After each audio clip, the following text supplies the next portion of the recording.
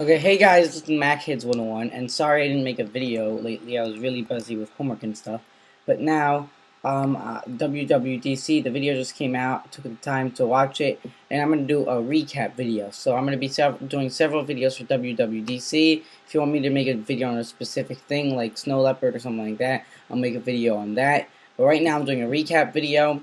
Later I might be doing a My Thoughts video. I'm also going to be getting the new iPhone when it comes out, and I'll do an unboxing for that. And I'm also going to compare the new iPhone to the old iPhone. So, without further ado, let's get started. Okay, so they talked about three things at the WWDC, because they always usually talk about 3 or 4 things.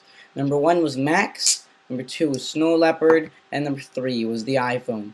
So the first thing, they did an update to all of their Mac notebooks. So the first thing they did was they gave the 15-inch MacBook Pro, they gave it a 7-hour battery life, and all of the Mac laptops can get up to 8 gigabytes of RAM. And I don't know if you know much about RAM, but 8 gigabytes is crazy. I mean, I have a really fast laptop that's really powerful, and it can only have a maximum of 4 gigabytes. So 8 gigabytes is a lot. They also added an SD card slot to all of those notebooks, so you're not going to have to put in your camera card into a USB converter and then stick that in. You can just stick that right into your thing.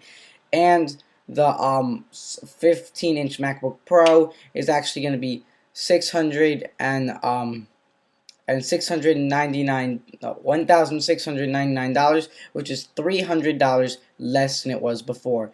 They also did a couple updates to the MacBook, the aluminum MacBook, which they're now calling the MacBook Pro. So now there's a 13, 15, and 17-inch MacBook Pro, and they're back to how they were before with the MacBooks with just white ones. In my opinion, they should go back to the black ones, but I guess I can talk about that more in a recap video. I mean, in my thoughts video. So now, they don't have any aluminum MacBooks, just MacBook Pros if it's aluminum. They also updated the MacBook Air. The lower model is $300 less, and the higher model is $700 less. So now, I don't think the MacBook Air is really overpriced. Okay, the next thing is Snow Leopard. Now, Apple really wants to make this clear, and I don't know if it's clear enough, so I'm going to try to make it clear on my own. Okay, so Snow Leopard is not really made to be GUI changes, and GUI is graphical user interface, meaning when they made Snow Leopard, this is what an operating system is. An operating system is not an application, so when you buy an operating system, you shouldn't be buying it for stacks and spaces, because that just updates the dock or applications. You should be buying it for the actual software, like what makes Finder work. So they said that they rewrote all of Finder, but they didn't do one GUI change, so it looks exactly the same. So you can even know by the name that they're not going to be changing much about the interface. Snow Leopard, and they said they're trying to make a better version of Leopard. Okay, and you know that it is better because just by installing it. For some reason, a lot of people ask me, they say they have a 200 gig. Yeah, I have a laptop with 200 gigabytes. And if I go to my laptop, hold on. If I say go to / okay, and then I go to my hard drive, it says capacity 185. So where are those other where's that 25 gigabytes, or if I calculated that right? That's all in the memory of the computer. That's the stuff that makes the operating system and stuff work. So just by installing that, you'll have 6 gigabytes back. And they also did do 1 and 2 GUI changes, like they have dock expose, where you can just see one application in the dock.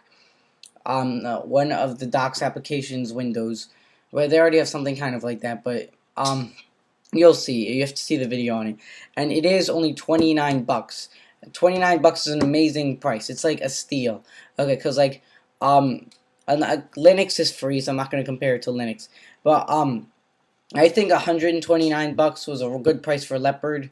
And more than that, it's overpriced, and less than that, it's way underpriced. So this is way underpriced, and this is what an operating system is. People just don't know that because Apple usually introduces cool stuff, so that way kids like to buy it. But this is actually what an operating system is. So And with that is Safari 4, and Safari 4 is out today. So you can go get it for Tiger or for Leopard, or if you're a developer, I guess you already have it. But Safari 4 is already out today. So you can just go to apple.com/Safari and download that, the full version, no longer the beta. Now to the main event of the show, the iPhone.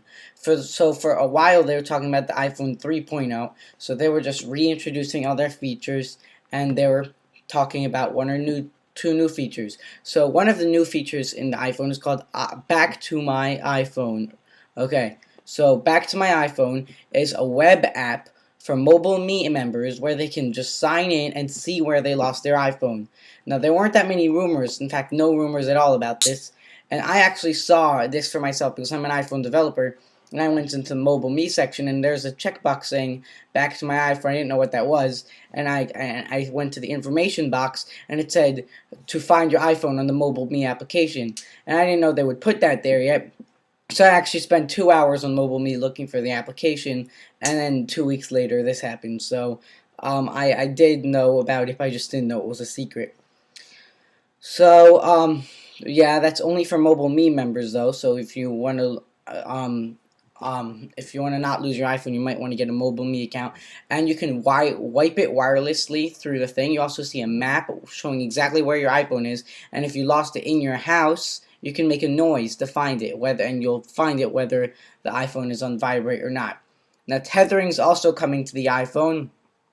Tethering means you can get internet off your phone to your laptop. Now, AT&T did not partner this up for this yet, but I have I had an iPhone developer account, like I mentioned, and I got tethering working with AT&T. So if I can still get that working, maybe I can get a video up to show you guys.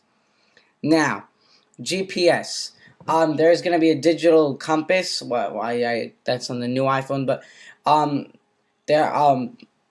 people are going to start working on turn-by-turn direction maps, and so TomTom's one of the people that did that, and they working on a new GPS turn-by-turn direction, and so that's the first one we know about, and it should be really nice.